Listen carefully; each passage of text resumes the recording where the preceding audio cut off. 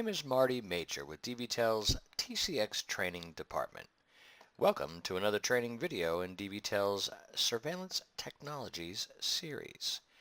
In this video, we're going to be talking about a wide dynamic range in surveillance. So to get started, let's go ahead and look forward and talk about what is dynamic range. Well, simply, dynamic range is the illumination ratio of the darkest point in an image to the brightest point in the same image. If we look at the image depicted here in the middle of the screen, in the window area we've got approximately 200 lux. Lux is the way we measure lighting.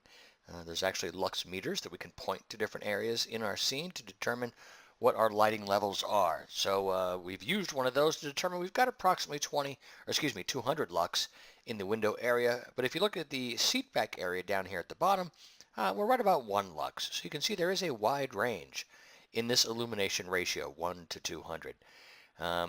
Basically, as this number gets larger, right? If you have a bright scene that's outside, where you see plenty of sun throughout the entire image, there is no shading really, your illumination ratio of, brightest to darkest point may be much closer to 1 to 1, 1 to 2, 1 to 3, etc., where the range is not that wide. So the dynamic range is literally that, the ratio between the darkest point and the brightest point in the image. So what is a wide dynamic range? Well, as we pointed out, as that number in the illumination ratio gets greater between the two different numbers, we have an issue with the way the cameras are able to actually render an image across the entire scene. Notice we have two scenes right here, both of them no WDR. With no wide dynamic range capabilities, the camera must decide what to do as far as the exposure goes. It has to sort of find a middle ground, right, where it can see as much as it can possibly see throughout the entire image. But again, because of these wide dynamic range of lighting that's coming into this scene, that presents a difficulty. So it can either give us the left-hand side image where we have, the lighting coming in from the window looks okay, but because of that and the trade-off and the exposure that it has to show this image at, we lose a lot of detail in the darker areas. And conversely, it can choose, again, one or the other. It could either have a very short exposure, which is what we see on the left-hand side. The aperture is just not open long enough to bring enough light into it. We'll talk about that in the next slide. Whereas conversely, on the right-hand side image with no WDR, the image is, we can see fine. It actually has a much longer exposure. And because of that, because the aperture in the camera is actually open longer and more light comes in, we see better around the table and chairs.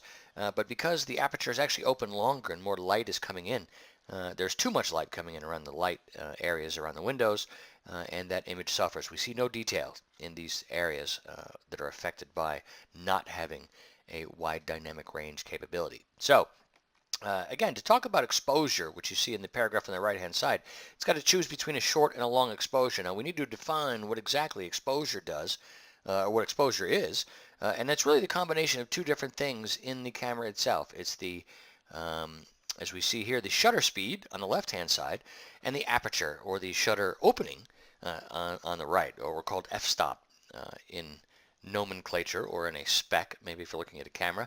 And really the exposure itself is a combination of these two things. If you look on the left, the shutter speed, it's a little bit alarming sort of looking at these flashing shutters, but if you look on the left, it's sort of depicting a fast shutter.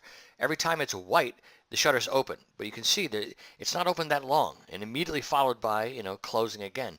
So less light is able to pass through each shutter opening.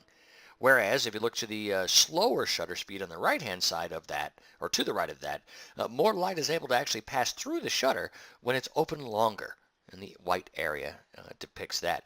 Now, when you combine how long the shutter is open with how wide open the shutter can be, and that's what we're looking at on the right-hand side with aperture, or f-stop.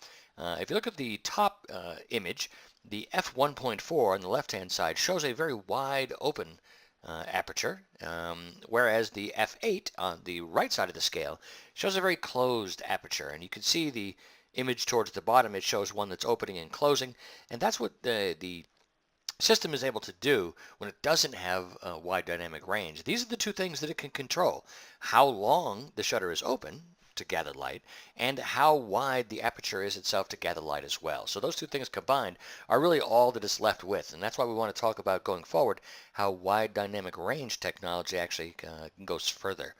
So we see here on this screen, how does a WDR camera work?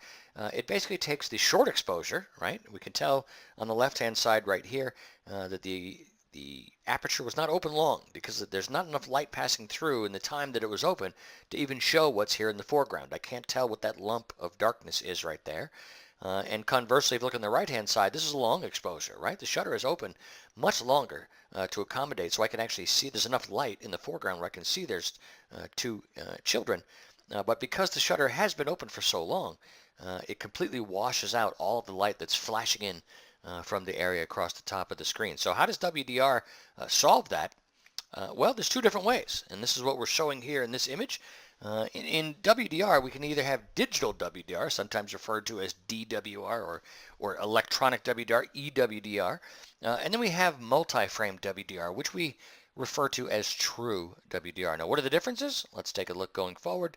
Multi-frame WDR, again, often referred to as true WDR, literally takes two separate images. The short exposure on the left-hand side we can see right here. Short exposure again, meaning the shutter is not open as long, so it cannot capture too much light, but it does render the light in the window area pretty nicely. However, we also need to brighten up the foreground area where those chairs are, so we're also going to combine that. The digital signal processor on the camera is able to combine and take two different exposures from the image sensor, including, again, the second one, the long exposure. This one's going to give us the lighting that we need to be able to see details around the chairs and tables. But notice the long exposure also exposes us to too much light at the windows. So what multi-frame WDR is actually combine those two frames to get the best of both worlds, basically, into one image, which you can see on the right-hand side. I can see great detail around the chairs and the tables, and I can still see good details through windows. So that's multi-frame WDR, often referred to as true WDR. Now, the second type is digital WDR, or DWDR, and basically that is just this digital signal processor using up some of its power to basically digitally darken the very bright areas and try to lighten up those really dark areas as well, to kind of find a middle ground. Now, keep in mind also, digital WDR, because it is using a lot of the power from the digital signal processor to do that, sometimes that could impact your frame rate capabilities, right? You may have to drop your frame rate down, especially in low light situations, in order to accommodate for the power that's needed in order to actually perform the digital WDR.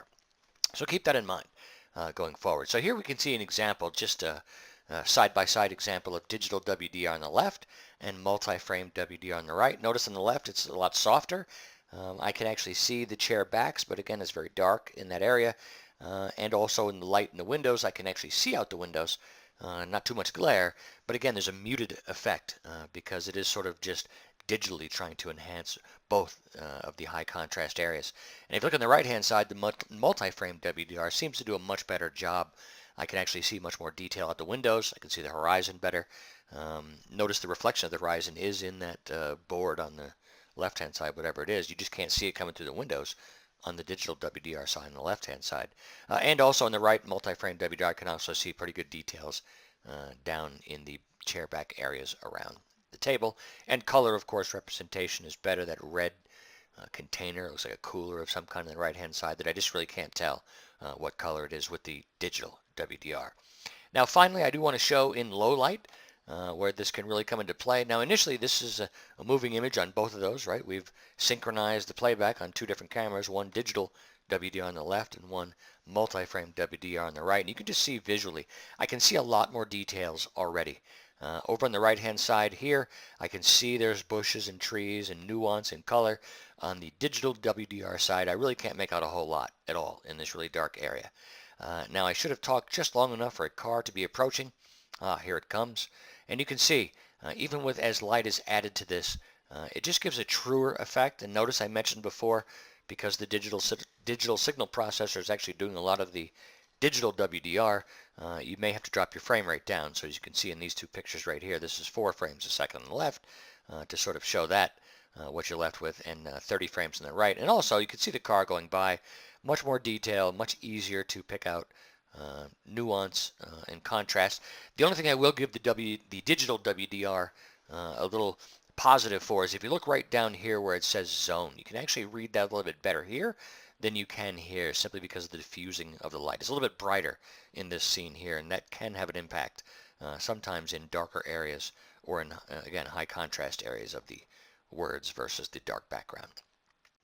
So, in summary, we either have cameras without WDR technology, and if that's the case, of course, we're stuck with that sort of middle ground exposure that we talked about, or we can have two different types of WDR technology, either the digital WDR technology, which of course digitally tries to enhance both the bright areas and the dark areas to get to that sort of middle ground almost, where they can see details in both areas, or we can have the higher functioning multi-frame WDR technology, where it physically takes two different frames, one at the high exposure, one at the low exposure, combines them into one frame, which allows us to achieve the best of both of the images together. So with that said, I hope we've covered some of the basics, the fundamentals of what wide dynamic range is in relation to surveillance. Keep in mind, as always, remember to take a look at some of the other DVTEL training videos in the DVTEL Training Academy. Thank you.